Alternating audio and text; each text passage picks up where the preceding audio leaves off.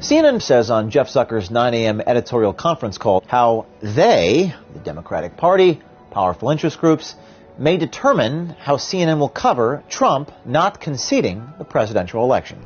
I just want to underscore something that Michael said earlier about the transition and Trump, because I've been talking to a lot of people this morning on both sides, and I just keep hearing the same thing, both from Republicans who have not come out to congratulate Biden, but also to those who have in the Democrats, and that is that we have to be, news organizations have to be very careful and very responsible about not giving Trump too much of a platform on his not conceding, because they feel the transition can go forward, and other than the national security briefings, which are critical to start now, they just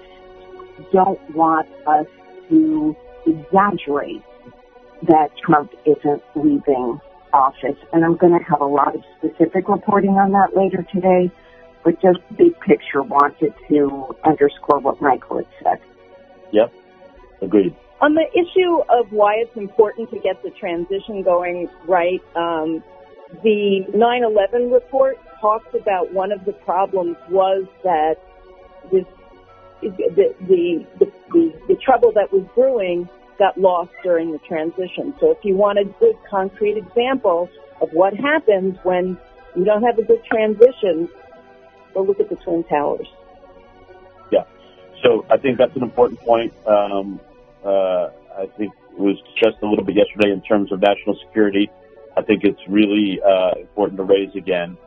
I would encourage folks to think about, that 9/11 Commission report and the lack of transition.